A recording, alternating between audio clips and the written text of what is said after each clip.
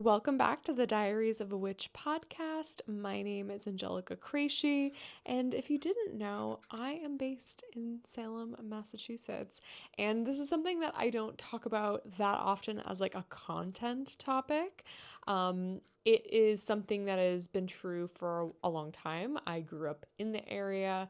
I've always lived somewhat close. I briefly lived I traveled across country, worked in some national parks. I briefly lived in Utah. That's the only other place that I really lived for an extended period of time. I was born in Massachusetts. So to me, Salem is normal. It's regular scheduled programming, but I know that this is so strange to many. And I'm very lucky to have grown up near the area and I grew up a little closer to Boston when I where I went to high school and that sort of thing, like suburb closer to Boston. But it has been so great living here. I love living here, and obviously as a witch, so many of my foundational magical experiences as a teenager involved the backdrop of Salem, which I feel like is a very unique experience. And I think growing up around here, being somebody that's interested in magic and paganism was such a great experience because literally I could go. I could go and drive, or my parents could take me, or I could, find somebody to take me to Salem, and I would be surrounded by practicing witches and pagans, people who would give me advice, people who would suggest books for me. I remember my first tarot deck I ever bought, which was the Thoth Tarot. I don't think I would start with the Thoth in retrospect, obviously, but I was recommended this deck by a reader in Salem who worked with that deck a lot and was a ceremonial magician. And I just remember buying this deck, or I believe my mom was there and she bought it for me, and being in this situation and thinking back and being like, how unique of an experience was this that I literally got to go and ask a ceremonial magician in Salem, what deck do you think I should start with? And then have them suggest it to me and give me a reading. And so special. So because I am based in Salem, Massachusetts, I wanted to do a video talking about what happens this time of year and giving my suggestions for anybody who might be visiting Salem. This can be a timeless video. Some of these things that I mention, or maybe even establishments and businesses, I'm sure over time these things will change, these events will shift. Some of these events are specific to this year that I'm filming this in, which is 2025. But these are my suggestions from a local for folks who are coming into Salem this time of year, or year round, who are visiting, who want to have a good experience. These are my suggestions and some tips. I am going to make a separate video for Patreon where I'm going to go a little bit more in depth, and I'm also going to be talking about some tea and my experience reading tarot in Salem, because for a while I actually was a professional reader reading tarot in Salem. I've worked Octobers, I've experienced as an employee, as a tarot reader, the height of the season of October in Salem. And I wanted to talk about that experience, as well as just what it's like living in Salem as a witch year round. So, starting off with my recommendations as somebody coming and visiting Salem. You have to, this is going to be a boring recommendation, by the way, but Salem, like I said, is a small coastal Massachusetts town. There is no direct highway running through it, so you do have to get off the highway, which is a small highway anyway, and drive into the city through a couple of neighboring towns. These are residential areas, so you might be driving around and you're I feel like I'm in the suburbs, and that's what it feels like, right? And then you hit Salem, and there's a couple ways to get into Salem, but because of that, and again, because the area is older and the infrastructure is older in terms of the way the roads are laid out and that sort of thing, it's more compact, densely populated, like suburban area. So there is likely going to be a lot of traffic. We experience so much traffic in this area, even not during tourist season. It's just really difficult to like drive in this area. So in terms of you'll get stuck in traffic. So keep that in mind and make sure that you are like giving yourself ample time to get there. There are ferries that you can take from Boston, which is kind of fun because then you get to like take a boat. And if you're staying in Boston, that might be really cool. There's also a commuter train that literally goes from North Station in Boston to Salem, and they run, on a pretty regular schedule all day, all throughout the week. So that is another thing I would highly recommend. If you're staying in Boston, don't drive into Salem. Don't try to take a car here or take an Uber here.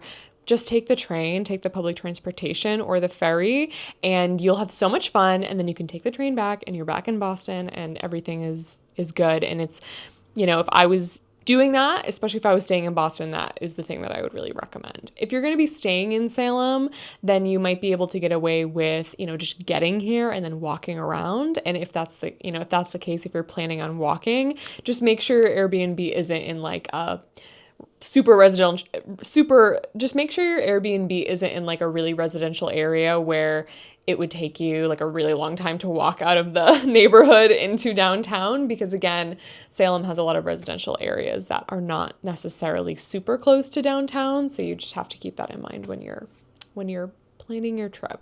Can you tell that I used to be a travel concierge? That's what I did in Utah, is I worked at a national park and I was like a concierge for the concessionaire out of the park. So like I worked for the hotel inside the park and I would help people plan their vacations. So can you tell?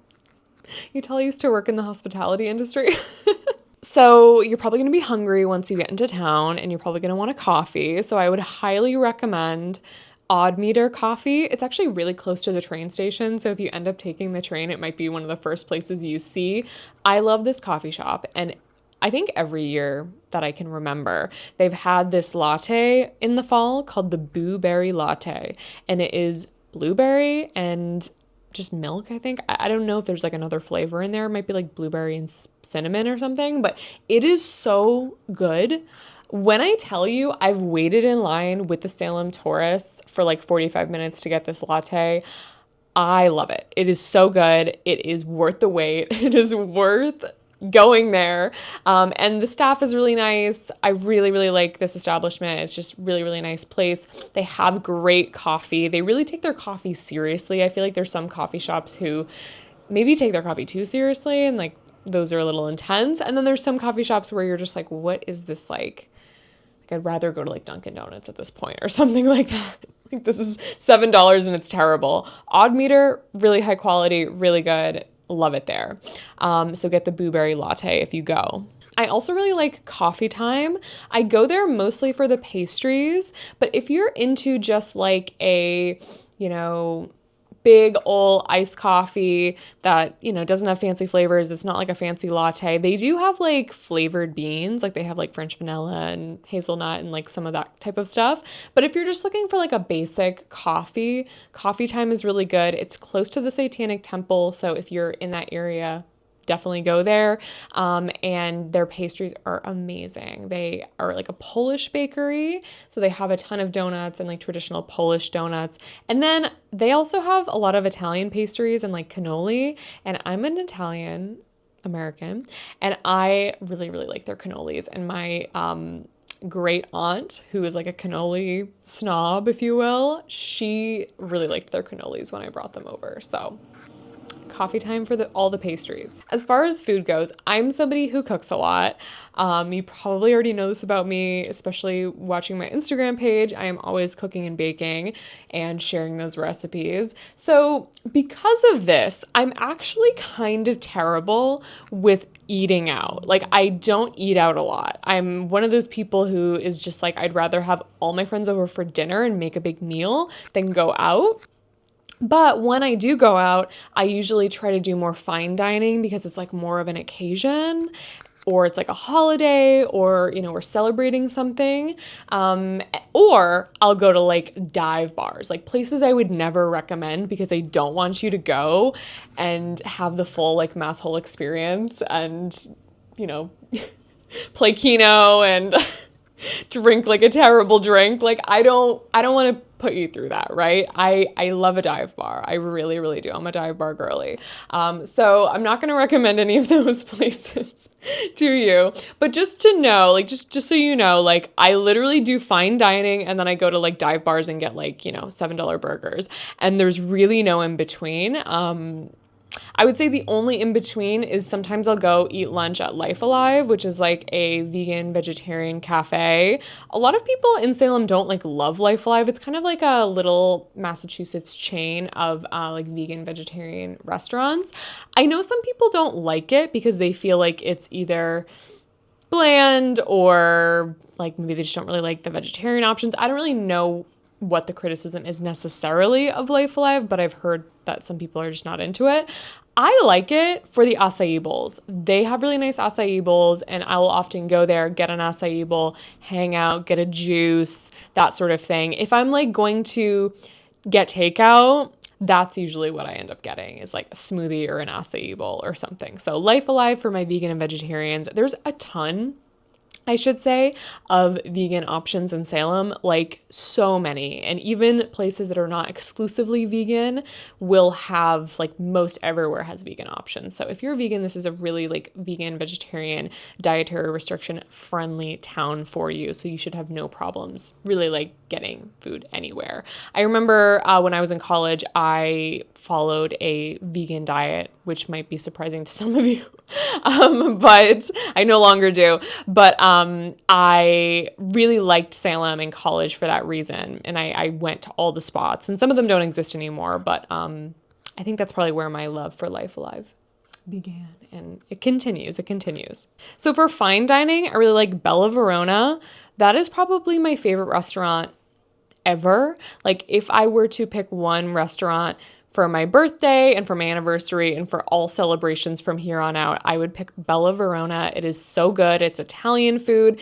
And I'm really picky with Italian because I make Italian a lot. I've had a lot of good Italian food. I'm Italian American. My family's from the north end of Boston. I have eaten so much good Italian food. And Bella Verona in Salem is one of the best, if not the best, Italian restaurants I've ever been to, ever. And the atmosphere is so cute.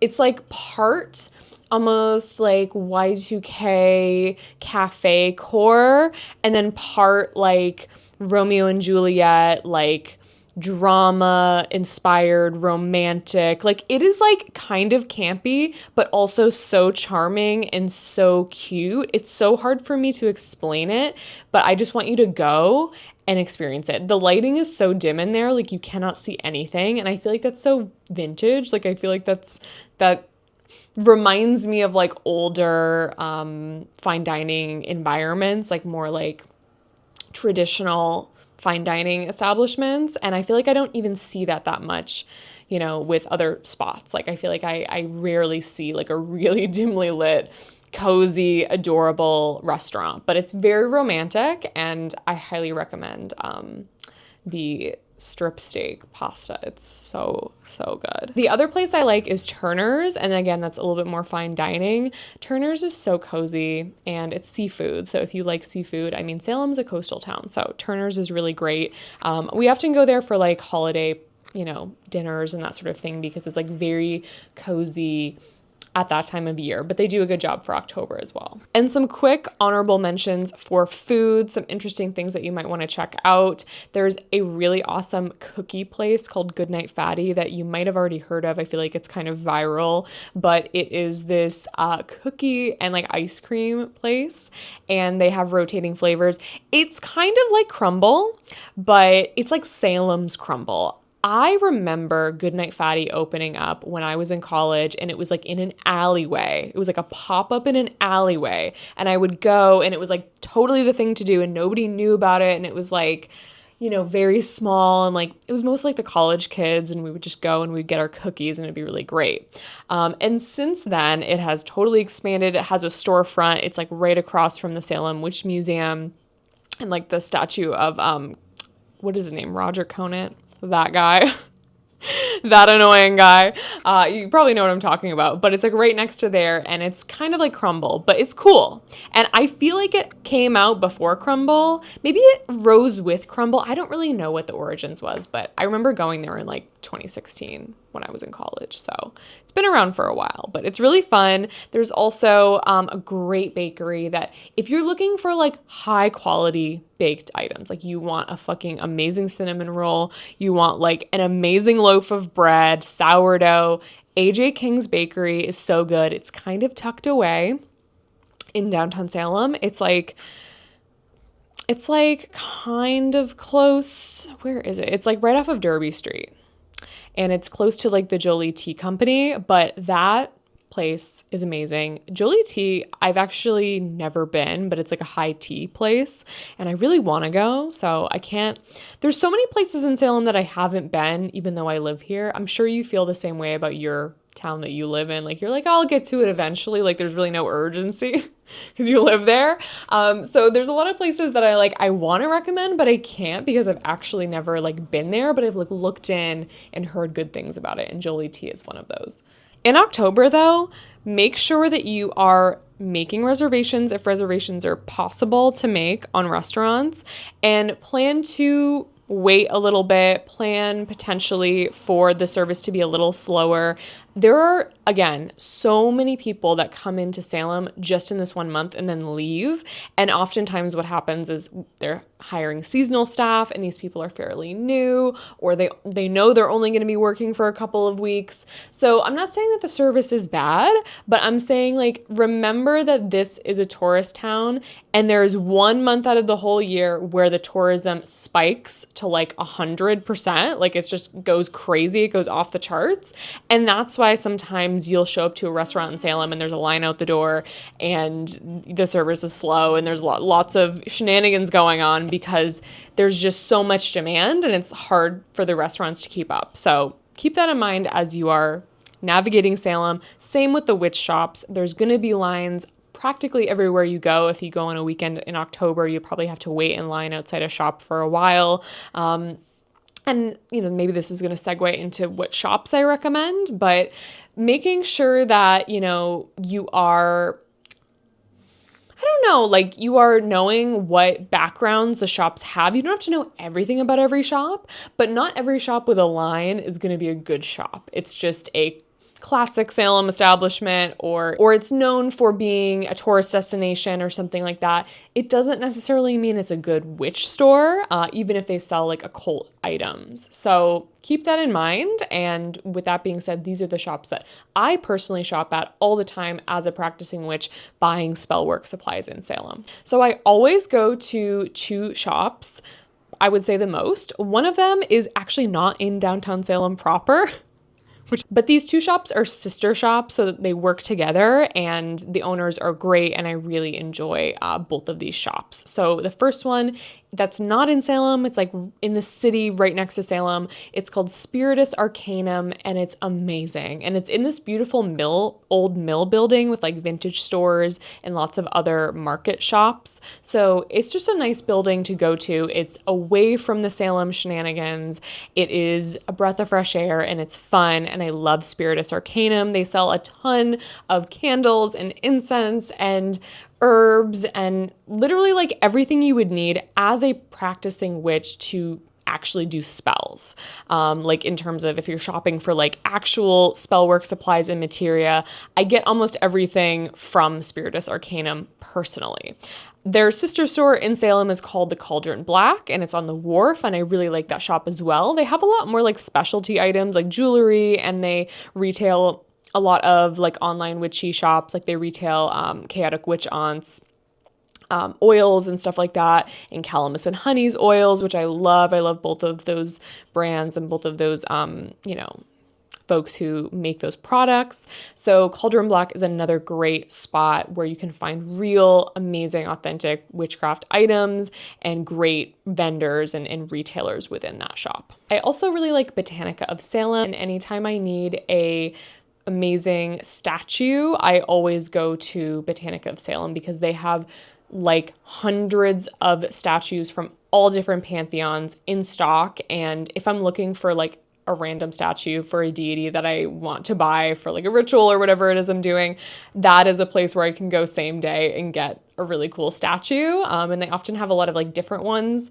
So if you're like looking for a specific Persephone statue or a specific statue of, like even like a deity like Santa Muerte or something like that, they have so many different ones that you can choose from, which I really appreciate. Some honorable mentions. I love Artemisia Botanicals for the herbs. I love Pentagram for the book selection. I feel like in Salem, they have one of the best occult book sections that there is. They have a huge like astrological book section, and I've gone in there and found books that I've been like looking for online for a long time that I've been thinking about buying, but then the shipping was expensive. And so I really like being able to have like a really nice curated astrological section in town that I can go and take a look at whenever. So Pentagram is great for that. And then for non-occult stores, but stores that like are still witchy in vibe and in nature, and they're more like gift shops, I really like Nocturne. Nocturne has so many cool things, and they have like deity t-shirts that they sell. And I think the deities change, but they had like a Venus one, they had like a Medusa one, they had a Hades one that every time I would go in, they were sold out because he's a popular guy. I can't complain, but I still need to get my hands on this Hades t-shirt. So go to Nocturne and get the Hades t-shirt. But they have a lot of great vendors, and it's a beautiful, gorgeous shop, and I have a lot of friends that work there, so definitely one to look at. And then I also love Hive and Forge. It's a collective shop, so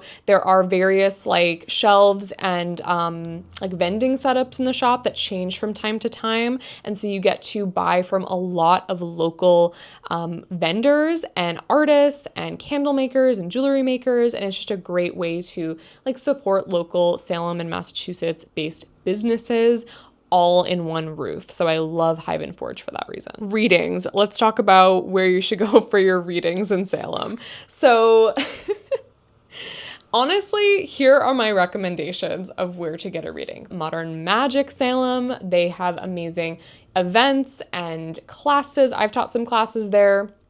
They have circles, they do parties. So if you want to like come into Salem with a group of people and do a circle for like the full moon or just private rituals and that sort of thing, this is available at Modern Magic Salem. It's run by my good friend Nicole, and she is an incredible reader and medium. I am always so impressed by Nicole, and she is somebody who takes her craft so seriously and has been doing this full time for a very long time. Botanica of Salem, especially with my friend Jess, who is amazing. She's a Persephone devotee. We did the Eleusinian Mysteries class together, and she is an incredible reader that takes her craft very seriously. And I feel like that's what you need to look for in Salem, is people who actually take reading professionally seriously. And then for aura photos, which is a fun type of reading that you can get in Salem, there's a couple different spots that do aura photos. I highly recommend House Witch, and especially my friend Courtney, who does aura photos there. Courtney is an amazing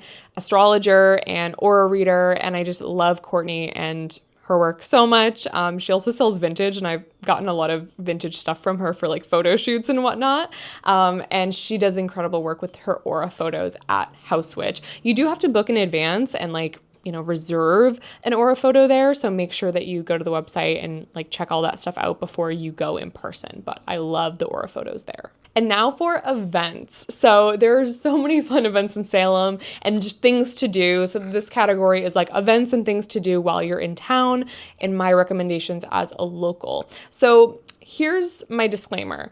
I have not been to a lot of the tourist geared museums. Like I have not been to a lot of the touristy attractions. It's probably something that I did when I was younger and we did like field trips to Salem. It kind of reminds me of that because as a kid growing up in Massachusetts, you take field trips to like Lexington and Concord, you take field trips to Salem, like you go to all the spots and it's so fun. You go to like Boston and look at the Freedom Trail and like all the stuff like that. It's very fun. But I just think about those things as like things that I did in the 7th grade.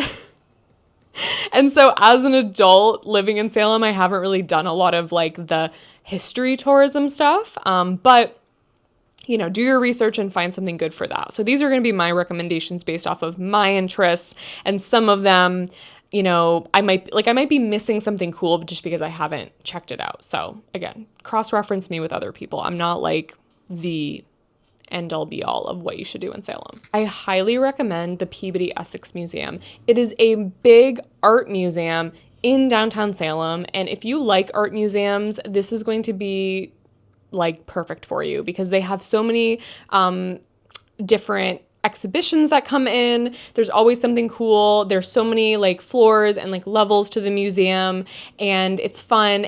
And they have a lot of like Salem naval history stuff, and you get to learn a lot about the city of Salem and the history of Salem, especially like the earlier history with it being a port city and it being really important for like the economy in the 1800s and that sort of thing. So it's really cool and fun to go to the PEM, the Peabody Essex Museum, and see all of the cool new exhibitions. They usually do like spooky ones this time of year as well. I don't know exactly what they have, but they have really good, you know, different pop-ups and galleries and stuff like that.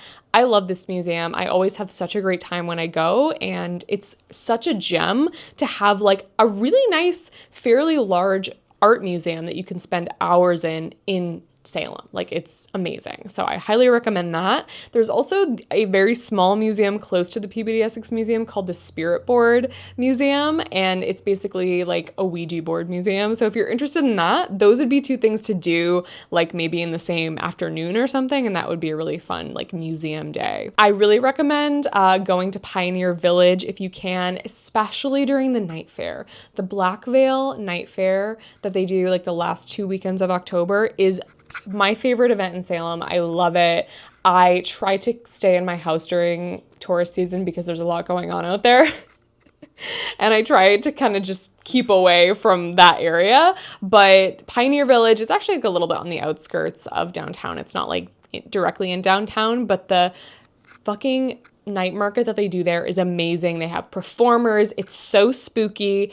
It's so witchy. They have apple cider. They have Baphomet that you can take pictures with. It is a witch's dream. And every time I go in, I buy from so many vendors, and it is so much fun. So highly recommend the night fair, especially if you're going to be here in the last couple weekends of October. Keep an eye out on other markets. I know that Spiritus Arcanum is putting on a market in the first week of October, and there's just so many different markets. There's even like street vendors all around Essex Street and on the Common, and it's basically called Haunted Happenings, like the, you know, market set up all October. There are so many events. So those are my recommendations. I hope that this was an interesting video for you. I hope you learned a little bit more about Salem, planning your trip. I know we were just kind of listing off spots and recommendations, but I hope it was helpful for any of you who are planning a trip to Salem or just fantasizing about coming to Salem. I think the last thing that I will say is one of my favorite spots for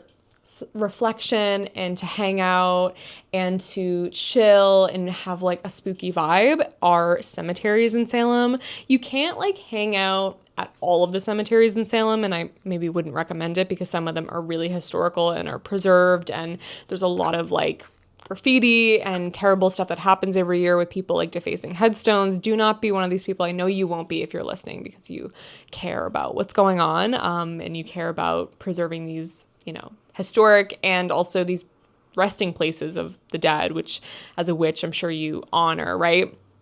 But I really like visiting the cemeteries in Salem. I often like sit down and have a little picnic and just kind of hang out in the beautiful cemeteries in Salem, walk around them, that sort of thing. Again, be respectful. use cemetery precautions that you might already use if you're doing any type of magic or work in a cemetery. And, I always like leave coins at the door or at the gate and thank, the spirits and the guardians of the cemetery for allowing me to be in their spot. So obviously use your skills that you know as a witch as you approach the cemeteries, but I really love the Howard Street Cemetery, Broad Street Cemetery. You will obviously see the Charter Street Cemetery because it's like right in the middle of town, and that is the old burying point. That is where a lot of the Salem witch trial people were buried, and there's the big witch memorial right next to it. So you'll definitely see that one, and you might even walk through it. That is probably the one cemetery that I don't want to say avoid it, but it never gives me a good vibe. That is a cemetery where headstones are always defaced every year. People will kick them, people will knock them over. I have noticed a lot of paranormal activity in that area. I'm even like getting the heebie-jeebies just talking about this cemetery. It's because of, I think, the people who are buried there, and because of how poorly people treat that cemetery, because it's literally like a tourist destination where people will wrap around the block to get in. It's so weird, to be honest. I think that cemetery just has terrible vibes and is very haunted, and I've been in it before and I felt like things have followed me home, and I usually don't get that with cemeteries, especially with all my precautions and, approaching the cemetery with respect. Like, I feel like that never happens to me, but that is the one cemetery where I don't not recommend going, you know what I mean? But it's not a spot that I would spend a lot of time in. It's something that I would like look at from the street and be like, oh, there's the cemetery. There's the Charter Street Cemetery, but it's not a place where I would like sit in or spend a lot of time or really hang out in for too long. So there are quieter other cemeteries in town that you will rarely see visitors in, like Howard Street. Even like there's one that is right on the outskirts of Salem. You have to drive there, but it's called Harmony Grove. It is absolutely gorgeous. Gorgeous, gorgeous old, like, I believe it's a Catholic cemetery, and there's amazing statues and gorgeous headstones. But again, be respectful. And I've definitely been walking around Harmony Grove before and gotten questioned by the people who work there being like, what are you doing? What are you doing? Are you filming videos? So if you do go to that one, again, it's a big cemetery, but just make sure that you're being respectful. So those are my final tips. I hope you enjoyed this video. I also wanted to give a shout out to all of my patrons. Thank you so much to all of these people. I'm putting their names on the screen now for those of you watching on YouTube. Thank you for being patrons. I cannot wait to see you in some upcoming events that we have. We have a Hades and Persephone ritual that we're doing on October 14th, I believe it is. And that is in the Coven tier, and we're going to be celebrating the reunion of Hades and Persephone as a group. So if you're interested in that ritual, join us on October 14th for that in the Coven tier.